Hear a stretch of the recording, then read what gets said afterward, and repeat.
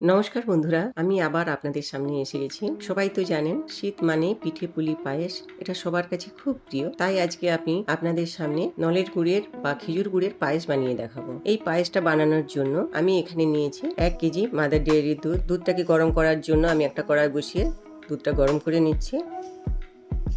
আর এখানে একটা পাত্রতে আমি এখানে 75 গ্রাম গোবিন্দভোগ চাল নিয়েছি।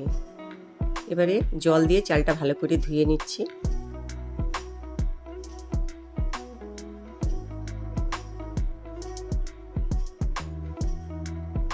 এরপর যে দুধটা ফুটছিল এখানে আমি 1 গ্লাস জল দুধের মধ্যে দিয়ে দুধটা হাই ফ্লেম করে ফুটিয়ে নিচ্ছি। আর এদিকে একটা পাত্রে আমি 2 চামচ ঘি, 3-4টা তেজপাতা,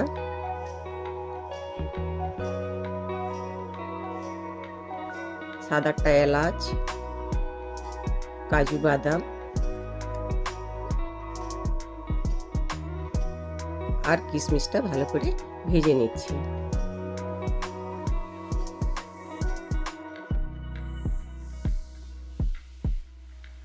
এখানে আমি যে চালটা ধুয়ে রেখেছিলাম ওর মধ্যে দিয়ে দিলাম। দিয়ে আমি এবারে চালটা নাড়তে থাকবো। গোবিন্দভোগ চাল দেওয়ার পরে যদি না কন্টিনিউয়াস নাড়া হয় তাহলে চালটা নিচে বসে যাবে।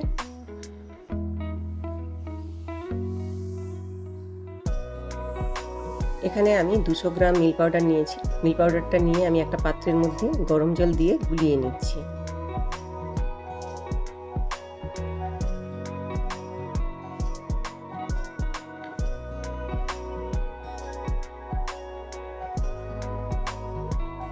এরপর চালটা যখন খুব ভালো সেদ্ধ হয়ে যাবে আমি এখানে যে মিল্ক পাউডারটা গুলিয়ে রেখেছিলাম ওর মধ্যে দিয়ে দিলাম। স্বাদ মতো নুনটাও দিয়ে দিলাম। আর এখানে যে কাজু কিশমিশটা ভেজে রেখেছিলাম সেটা ওর মধ্যে দিয়ে কিছুক্ষণ আমি এভাবে নাড়তে থাকব। এরপর আমি এখানে গ্যাসের নবটা কমিয়ে দেব। আর একটা বাটিতে আমি এখানে কিছুটা জল গ্যাসে গরম করে নিচ্ছি। এখানে আমি 300 গ্রাম খেজুরের গুড় নিয়েছি। খেজুর গুড়টাকে ওই জলের মধ্যে দিয়ে ভালো করে পাক করে নেব। খেজুর গুড়টাকে পাক করে দিলে পায়েসের স্বাদটা ভালো হয়, তাই খেজুর গুড়টাকে ভালো করে পাক করে নিচ্ছি। এবারে কড়াইতে পায়েসটা ভালোভাবে ফুটতে আছে।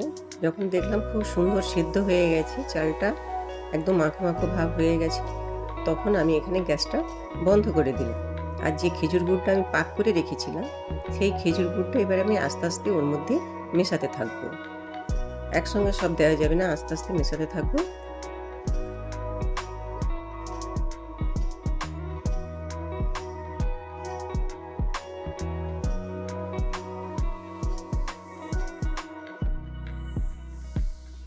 ভালো করে মেশানো হয়ে গেলে আমি এখানে একটা পাত্রে তুলে নেব। তারপর আমি এখানে উপর থেকে কাজু কিশমিশটা ওর মধ্যে ছড়িয়ে দেব। আপনি এটা খেয়ে দেখুন কেমন লাগছে, আমার তো বেশ ভালোই লাগে। এইভাবে তৈরি হয়ে গেল নলের গুড়ের পায়েস।